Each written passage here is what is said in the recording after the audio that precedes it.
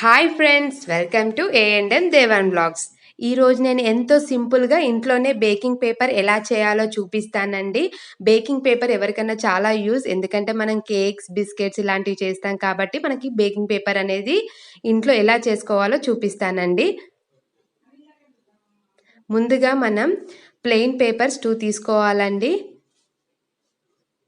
అలాగే ఆయిల్ కానీ, గీ కానీ, లేకపోతే బటర్ కానీ తీసుకోవచ్చండి. మనం ముందుగా ఒక పేపర్కి అలా ఆయిల్ మొత్తాన్ని స్ప్రెడ్ చేయాలండి. నేనైతే ఆయిల్తో చేసుకుంటున్నాను, మీకు వీలుంటే బటర్తోని కానీ గీతోని కానీ చేసుకోవచ్చు.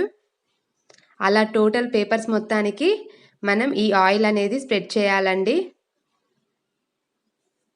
వీడియో క్లిప్లో చూపిస్తున్న విధంగా మీరు అప్లై చేసుకోవాలి పేపర్ మొత్తానికి ఆయిల్. చాలా సింపుల్గా ఇంట్లో ఉన్న వాటితోనే ఎంతో మంచిగా మనం పేపర్స్ అనేటివి రెడీ చేసుకోవచ్చండి, చాలా ఈజీ వేలో.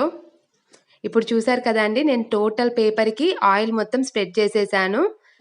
ఇప్పుడు మనకి దాని మీద ఎక్సెస్ ఆయిల్ కనిపిస్తుంది కాబట్టి దాన్ని మొత్తాన్ని మనం టిష్యూతోని చేసుకోవాలండి. ఎక్సెస్ ఆయిల్స్ మొత్తం తీసేద్దాం. ఇప్పుడు మీరు చూస్తున్న టిష్యూ పేపర్ కూడా అది హోమ్ మేడ్ టిష్యూ పేపర్ అండి. ఒకవేళ మీకు ఆ లింక్ కావాలంటే నేను డిస్క్రిప్షన్ బాక్స్లో ప్రొవైడ్ చేస్తాను. టిష్యూ పేపర్ కూడా మీరు ఇంట్లోనే చేసుకోవచ్చు చాలా సింపుల్గా. ఇప్పుడు చూసారు కదండి, ఎక్సెస్ ఆయిల్ మొత్తం దాని మీద నేను తీసేసాను కాబట్టి ఇప్పుడు దీన్ని ఒక 4 to 5 minutes మనం ఫ్యాన్ కింద పెట్టేస్తే మనకి బేకింగ్ పేపర్ అనేది రెడీ అయిపోతుందండి. సేమ్ వేలో ఇంకొక పేపర్ మీద సేమ్ రిపీట్ చేయాలండి. ఇప్పుడు మనం దీనికి అప్లై చేస్తుంటే పేపర్ ఆయిల్ మొత్తం కింద పడుతుంది కాబట్టి అందుకే నేను ఇంకొక పేపర్ అనేది కింద పెట్టాను. సేమ్ వేలో దానికి కూడా ఆయిల్ స్ప్రెడ్ చేసేసుకోవచ్చండి. ఈరోజు నేను మీకు బేకింగ్ సోడాని బేకింగ్ పౌడర్గా ఎలా యూజ్ చేసుకోవాలో చూపిస్తానండి.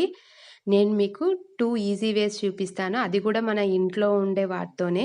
మనకి ఎప్పుడు ఇంట్లో బేకింగ్ సోడా అయితే ఉంటుంది కానీ బేకింగ్ పౌడర్ అయితే ఉండదండి.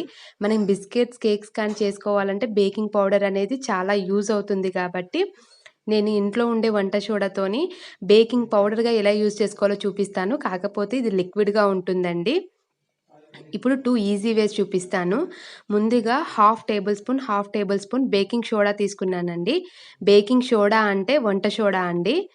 ఇప్పుడు హాఫ్ టేబుల్ స్పూన్ బేకింగ్ సోడాలో హాఫ్ టేబుల్ స్పూన్ నిమ్మరసం కలుపుకున్నానండి ఒక దాంట్లో. ఇంకొక దాంట్లో వచ్చేసి పెరుగు యాడ్ చేసుకుంటున్నానండి. పెరుగు అంటే కొంచెం మనకి పులిసిన పెరుగున్నా పర్లేదండి. ఇప్పుడు దీంట్లో కూడా హాఫ్ టేబుల్ స్పూన్ యాడ్ చేసుకున్నాను. ఇప్పుడు పెరుగునిను వంట సోడాని బాగా కలుపుకోవాలండి. అలాగే నిమ్మరసాన్నిను వంట సోడాని కూడా బాగా కలుపుకోవాలి. ఇది ఇప్పుడు బేకింగ్ పౌడర్గా మనకి కన్వర్ట్ అయిపోయిందండి. ఒకవేళ మీరు దేంట్లో అన్నా యూజ్ చేసుకోవాలనుకుంటే బేకింగ్ పౌడర్ లేకపోతే ఇలా చేసుకొని మీరు యూజ్ చేసుకోవచ్చు.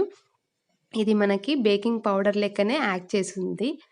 సో మీరు ఒకసారి ట్రై చేయండి. ఈ వీడియో కనుక మీకు నచ్చినట్టయితే లైక్ చేయండి, షేర్ చేయండి.